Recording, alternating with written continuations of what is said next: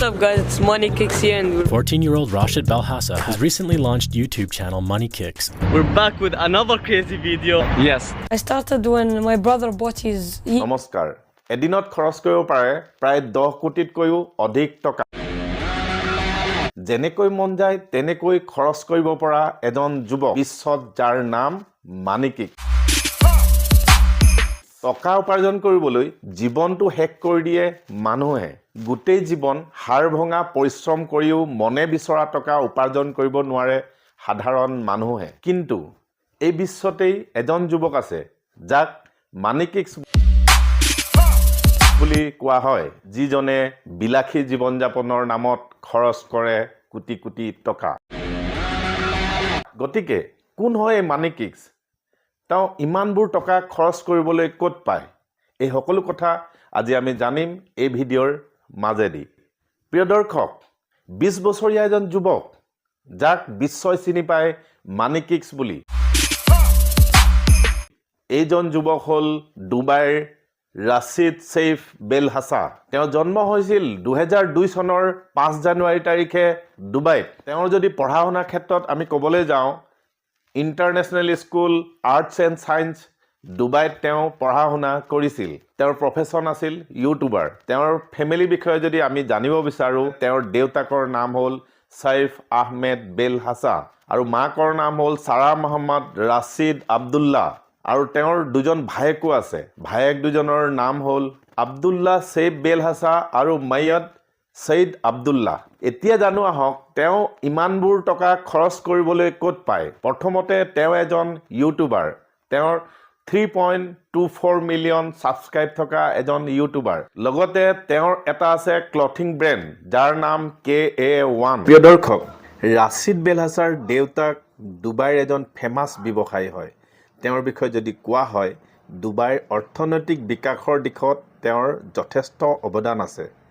তেওঁৰ দেউতাক ট্ৰেডিং আৰু এনাৰ্জি ক্ষেত্ৰত বহুতো নাম আছে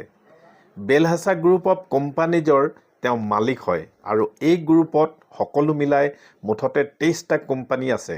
এতিয়া আহো ৰাছিদৰ কেৰিয়াৰক লৈ যেতিয়া বয়স 11 বছৰ আছিল 1913 চনত তেওঁ ইউটিউব চেনেল খুলিলে নাম ৰাখিলে মানি কিক্স য'ত ৰাছিদে নিজৰ লাইফ ষ্টাইল শ্বেয়াৰ কৰে What's up guys, it's Money Kicks here and we're back with another video 2015 লৈকে মাত্ৰ 50,000 সাবস্ক্ৰাইবাৰ আছিল কিন্তু যেতিয়া কেজনমান নামি দামী সেলিব্ৰিটিৰ লগত ইন্টাৰনেশ্যনেল আৰ্টিষ্টৰ লগত ভিডিঅ' বনোৱাৰ পিছত ভাইৰেল হৈ বৰ্তমান 3.2 মিলিয়ন সাবস্ক্ৰাইবাৰ আছে আনহাতে তেওঁৰ দেউতাকে কিনি দিয়া বহুতো দামী ব্ৰেণ্ডৰ গাড়ীৰ হৈতে আৰু প্ৰাইভেট জেটৰ লগত ফুৰিবলৈ যোৱা ভিডিঅ'ও ছ'চিয়েল মিডিয়াত শ্বেয়াৰ কৰি ইউটিউবত বহুতো টকা ইনকাম কৰে ভাৰতৰ সলমান খান শাহৰুখ খানো তেওঁৰ ফেন হয় এই দুইজন সেলিব্ৰিটি ডুবাই গলে ৰাছিদ বেলহাছাৰ লগত মিলিত হয় আৰু কেইবাবাৰো সলমান খানক লগ পাবলৈও ভাৰতলৈ আহিছে মুঠতে ৰাছিদ বেলহাছাৰ বিশ্বৰ সকলো আমোদ তেওঁৰ হাতৰ মুঠিত তেওঁৰ কি নাই সকলো আছে নিজে পৰিধান কৰা কাপোৰ সংগ্ৰহালয়ৰ পৰা এয়াৰ জৰ্ডানৰ দামী দামী ব্ৰেণ্ডৰ জোতাৰ সংগ্ৰহালয়কে সকলো আছে তেওঁৰ জোতাৰ কালেকশ্যন দেখি মানুহে তবদ মানে এই জোতাৰ কালেকশ্যন চাবলৈ মানুহে টিকেট কৰি আহে আনহাতে তেওঁৰ দেউতাকে কিনি দিয়া দামী ব্ৰেণ্ডৰ গাড়ীবোৰৰ লৈও তেওঁ ছ'চিয়েল মিডিয়াত লাইফ ষ্টাইল শ্বেয়াৰ কৰে প্ৰিয় দৰ্শক ৰাছিদ বেলহাছাৰ তেওঁৰ দামী ব্ৰেণ্ডৰ গাড়ীৰ ভিতৰত কেডিলাক ইজ ব্লেড যাৰ দাম হৈছে 1 কোটি 20 লাখ ফাৰাৰী F12 যাৰ দাম হৈছে 2 কোটি টকা লেম্বৰগিনি এভেণ্টাডৰ যাৰ দাম হৈছে 6 কোটি 25 লাখ ৰলছ ৱেইট ৰেড যাৰ দাম হৈছে 7 কোটি টকা আৰু জেনেভো ST1 যাৰ দাম হৈছে S1.2 মিলিয়ন US ডলাৰ এই গাড়ীখনটো ভাৰতত অহাই নাই গতিকে এইবোৰ দেউতাকৰ দামী ব্ৰেণ্ডৰ গাড়ী লৈ লাইফ ষ্টাইল ছ'চিয়েল মিডিয়াত শ্বেয়াৰ কৰি থাকে ছ'চিয়েল মিডিয়াত তেওঁৰ ইনকাম প্ৰায় 29 কোটি টকা আনহাতে ডুবাইৰ বহুতো কোম্পানীয়ে তেওঁক ব্ৰেণ্ড এম্বেছাডৰ বনাবলৈ বিচাৰে কিন্তু তেওঁ এইবোৰ এৰাই চলে আনহাতে তেওঁ এটা সাক্ষাৎকাৰত কৈছে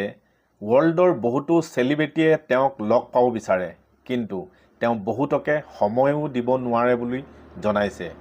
ৰাছিদ বেলহাছাৰ ডুবাইত থকা ঘৰটো কেনেকুৱা হ'ব পাৰে কল্পনা কৰকচোন। মুঠতে ক'বলৈ গ'লে স্বৰ্গৰ নিচিনা বুলি ক'ব পাৰি। মানুহৰ সকলো আমোদ প্ৰমোদ থকা আধুনিক ষ্টাইলৰ সজোৱা এটা ঘৰ, যিটো ঘৰ ডুবাইৰ প্ৰজ এৰিয়াত আছে।